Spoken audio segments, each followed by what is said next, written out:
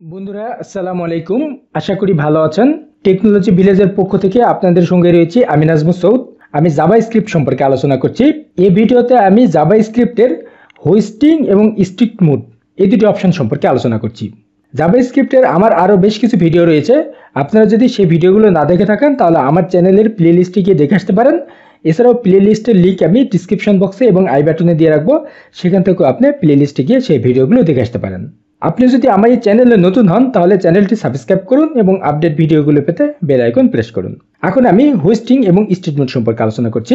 প্রথমে আমি হোস্টিং সম্পর্কে আলোচনা করছি।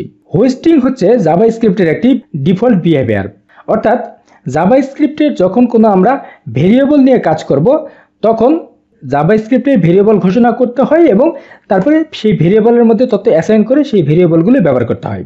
হোস্টিং হচ্ছে আগে ঘোষণা করা এবং পরে ব্যবহার করা। জাভাস্ক্রিপ্টে আমরা অনেক সময় ভেরিয়েবল ঘোষণা করার আগে ব্যবহার করতে পারি এবং পরবর্তীতে সেটি আমরা ঘোষণা করতে পারি। যেমন এখানে দেখেন, আমরা এখানে একটি ভেরিয়েবল নিচ্ছি এবং সেই ভেরিয়েবলটি এখানে পাবলিশ করছি। এখানে আমি এক্স ইকুয়াল টু এখানে আমরা 5 নিলাম। তারপরে এখানে নিচে দেখেন, এই জায়গায় আমি একটি নতুন আরেকটি ভেরিয়েবল নিচ্ছি। এখানে আমি নাম দিচ্ছি ELEM, এরকম একটা নাম দিলাম এবং এই ভেরিয়েবলের মধ্যে আমি এই document get element by ID demo inner HTML এই পুরো কোডটি এই জায়গায় দিয়ে দিচ্ছি, তাহলে এখান থেকে সেটি গেট করবে। আচ্ছা, আমরা ডেমো পর্যন্ত রাখি এবং ইনার HTML পর্যন্ত আমরা এখানে মুছে দিই। ওকে, তারপরে আমরা যদি এই ELEM যেটি আমরা নিলাম, এই ELEM এটির মধ্যে আমরা এখন ইনার HTML নিচ্ছি, ইনার HTML এটি নিলাম। এটি ইকুয়াল টু আমরা এখানে এক্স দিচ্ছি, এখানে আমরা এক্স এর মান যেটি নিয়েছি সেটি এখানে আমরা পাবলিশ করছি। ওকে, এবং তারপরে এইখানে আমরা ভেরিয়েবলটি ঘোষণা করছি। ভেরিয়েবলটি এখানে আমরা var কিওয়ার্ড দিয়ে ঘোষণা করছি এবং এখানে আমরা ভেরিয়েবলের নামটি দিয়ে দিচ্ছি। ওকে, এখন যদি আমরা এই পেজটি রিলোড করি তাহলে কি হয় দেখেন, এখানে আমাদের 5 শো করছে। এখানে আমরা এই এক্স এর মধ্যে 5 অ্যাসাইন করেছি। এখানে আমরা ভেরিয়েবলটি যখন তৈরি করেছি তখন কিন্তু এখানে আমরা ভেরিয়েবলটি ঘোষণা করি নাই, এখানে জাস্ট শুধু 5 অ্যাসাইন করেছি এবং পরবর্তীতে এইখানে গিয়ে আমি ভেরিয়েবলটি ঘোষণা করেছি, অর্থাৎ ভেরিয়েবলটি এখানে আমরা ডিক্লেয়ার করেছি। এটি হচ্ছে জাভাস্ক্রিপ্টের হোস্টিং। এখন এইখানে যদি আমি আরও একটি কোড লিখি, যেমন এই জায়গায় আমি শুরুতে এখানে var লিখলাম, var x নিলাম এবং এক্স এর মান এখানে আমি 5 রাখলাম, তারপরে এটি আমি এখান থেকে মুছে দিচ্ছি, তাহলে সেই ক্ষেত্রে এখানে একই ধরনের কাজ হবে। এখানে আমরা 5 ডিসপ্লে করতে পারবো, দেখুন 5 এখানে ডিসপ্লে করছে। অর্থাৎ আমরা ভেরিয়েবল পরেও ঘোষণা করতে পারি এবং আগেও ঘোষণা করতে পারি।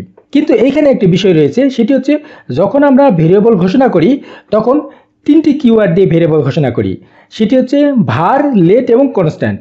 এখানে আমি var কিওয়ার্ড দিয়ে এটি ঘোষণা করেছি এবং এটি ব্যবহার করেছি, কিন্তু অনেক সময় আমাদেরকে লেট এবং কনস্ট্যান্ট এই কিওয়ার্ডগুলো দিয়ে ভেরিয়েবল ঘোষণা করার প্রয়োজন হতে পারে। কিন্তু যখন আমরা লেট এবং কনস্ট্যান্ট কিওয়ার্ড দিয়ে ভেরিয়েবল ঘোষণা করব তখন অবশ্যই সেটিকে আমাদেরকে আগে ঘোষণা করতে হবে এবং পরে সেটি ব্যবহার করতে হবে। কিন্তু আমরা যদি আগে ব্যবহার করে পরে ঘোষণা করি তাহলে সেটি কাজ করবে না। এছাড়াও আরও একটি বিষয় রয়েছে, সেটি হচ্ছে যখন আমরা এই ভেরিয়েবলটি তৈরি করেছি তখন এইখানে আমরা ভেরিয়েবল ঘোষণা করেছি এবং ভেরিয়েবলের মধ্যে তথ্য অ্যাসাইন করেছি, কিন্তু আমরা যদি তথ্য পরে অ্যাসাইন করি তাহলে সেটি কাজ করবে না। যেমন এখান থেকে আমি এটি কাট করে এখানে আনছি, তারপরে আমি ভেরিয়েবল আগে ঘোষণা করেছি এবং এখানে ভেরিয়েবলটি ডিসপ্লে করতে বলেছি এবং পরবর্তীতে এখানে ভেরিয়েবলের মধ্যে আমি তথ্য অ্যাসাইন করেছি। এখন যদি এটা আমি রিলোড দিই তাহলে দেখুন এখানে আনডিফাইন্ড বলছে, তার কারণটি হচ্ছে এটিতে পরে তথ্য অ্যাসাইন করার কারণে সেই তথ্যটি এখানে খুঁজে পাচ্ছে না। অনুরূপভাবে আমরা এখানে যখন ভেরিয়েবল তৈরি করছি তখন সেই ক্ষেত্রে আমরা আগে এটি অ্যাসাইন করি, এখানে আমি আগে অ্যাসাইন করলাম, তারপরে আমি এই ভেরিয়েবলটা যখন ঘোষণা করব তখন আমি এটি পরে ঘোষণা করছি। এই জায়গায় যখন আমরা var দিচ্ছি তখন এটিতে কোনো সমস্যা হচ্ছে না, এটি ঠিকমতো শো করছে। কিন্তু আমরা যদি এটি var না দিয়ে লেট যদি দিই তাহলে কি হয় দেখেন, এটি এখানে আর শো করছে না। তার কারণটি হচ্ছে এখানে এক্স এর মান আমি 5 অ্যাসাইন করেছি ঠিকই, কিন্তু লেট কিওয়ার্ড দেওয়ার কারণে সে এই ভেরিয়েবলটি এখানে সে খুঁজে পাচ্ছে না, অর্থাৎ ভেরিয়েবলের মানটি সে এখানে খুঁজে পাচ্ছে না, সেই কারণে এটি শো করছে না। অনুরূপভাবে এখানে যদি আমরা কনস্ট্যান্ট কিওয়ার্ড দিয়ে এটি ঘোষণা করি তাহলে সেই ক্ষেত্রে এটি কাজ করবে না, দেখুন এখানে কোনো কিছু শো করছে না। তাহলে আমরা দেখলাম যখন আমরা ভেরিয়েবল পরবর্তীতে ঘোষণা করব তখন সেক্ষেত্রে অবশ্যই আমাদেরকে var কিওয়ার্ড দিয়ে ঘোষণা করতে হবে, আমরা এটি লেট অথবা কনস্ট্যান্ট কিওয়ার্ড দিয়ে ঘোষণা করতে পারবো না। আবার আরেকটি বিষয় রয়েছে, সেটি হচ্ছে ভেরিয়েবল ইনিশিয়ালাইজ করা এবং হোস্টেড করা দুটি কিন্তু এক জিনিস নয়। সেটি হচ্ছে আমরা যখন এখানে ভেরিয়েবলের মধ্যে তথ্য অ্যাসাইন করছি এটি হচ্ছে ইনিশিয়ালাইজ করা, এবং আমরা যখন এই ভেরিয়েবলটা পরে লিখছি, যেমন এখানে আমরা var দিয়ে এখানে এক্স এখানে ঘোষণা করছি, এটি হচ্ছে হোস্টেড। অর্থাৎ আমাদেরকে অবশ্যই তথ্য আগে অ্যাসাইন করতে হবে এবং পরে ইচ্ছা করলে আমরা এটি ভেরিয়েবলটা তৈরি করতে পারি, আবার ইচ্ছা করলে আমরা সেটি ভেরিয়েবলটা আগেও তৈরি করতে পারি। তবে একটি বিষয়, সেটি হচ্ছে ভেরিয়েবল সবসময় উপরের দিকে ঘোষণা করাই উত্তম। আমরা যদি পরের দিকে ঘোষণা করি তাহলে সেক্ষেত্রে নানা ধরনের প্রবলেম হতে পারে। সে কারণে যখন আমরা ভেরিয়েবল তৈরি করব এবং ভেরিয়েবল নিয়ে কাজ করব, তখন আমরা আগে ভেরিয়েবল ঘোষণা করব, অর্থাৎ ভেরিয়েবলটি তৈরি করব এবং তারপরে পরবর্তীতে আমরা ভেরিয়েবলের মধ্যে তথ্য অ্যাসাইন করব। আমরা ইচ্ছা করলে এখানে ভেরিয়েবল তৈরি করে একসঙ্গে অ্যাসাইন করতে পারি, আবার আমরা পরবর্তীতেও সেটির মধ্যে তথ্য অ্যাসাইন করতে পারি। এছাড়াও জাভাস্ক্রিপ্টে আরেকটি বিষয় রয়েছে, সেটা হচ্ছে স্ট্রিট মোড।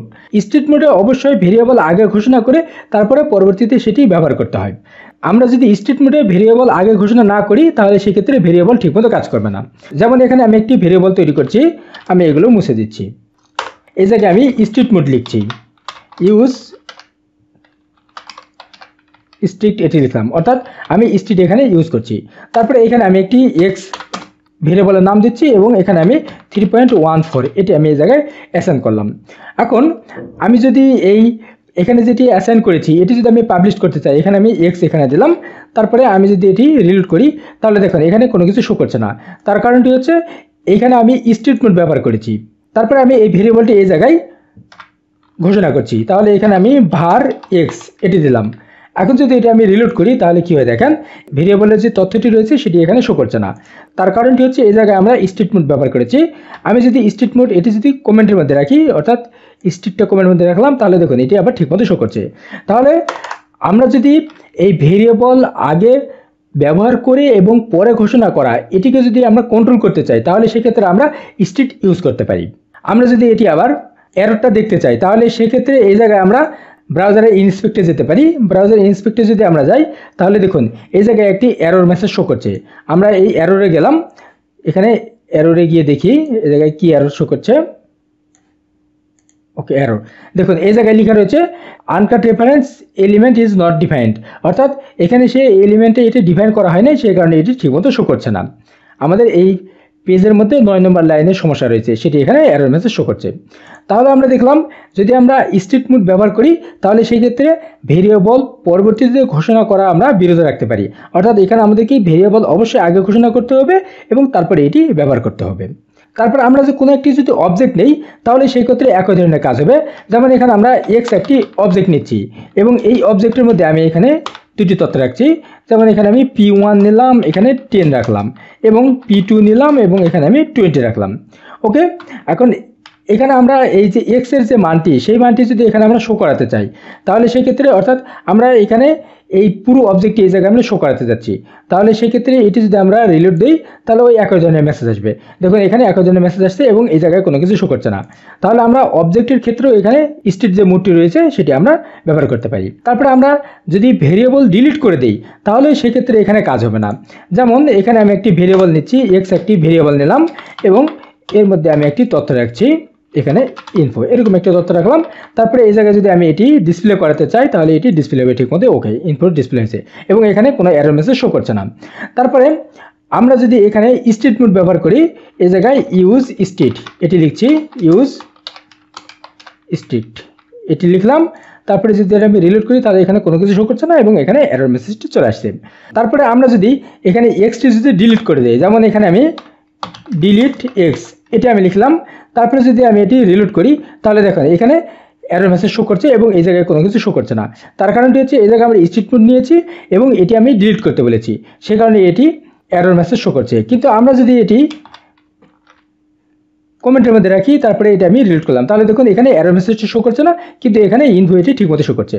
অর্থাৎ আমরা যদি কোনো ডিলিটকে প্রিভেন্ট করতে চাই তাহলে সেক্ষেত্রে আমরা স্ট্রিট মোড এটি ব্যবহার করতে পারি। অনুরূপভাবে আমরা ফাংশনও ডিলিট করতে পারবো না। আমরা যদি কোনো একটি ফাংশন নেই এবং সেটি যদি আমরা এখানে ডিলিট লিখি তাহলে সেটি কাজ হবে না।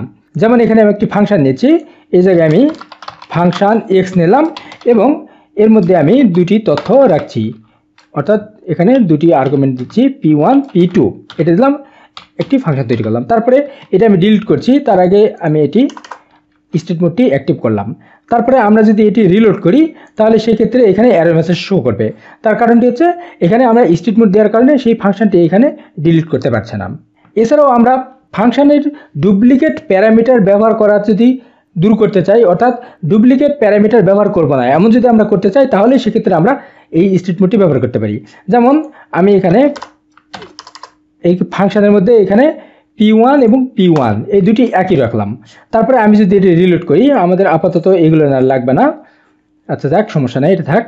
আমি যদি এটি রিলোড করি তাহলে দেখুন এখানে এরর মেসেজ শো করছে।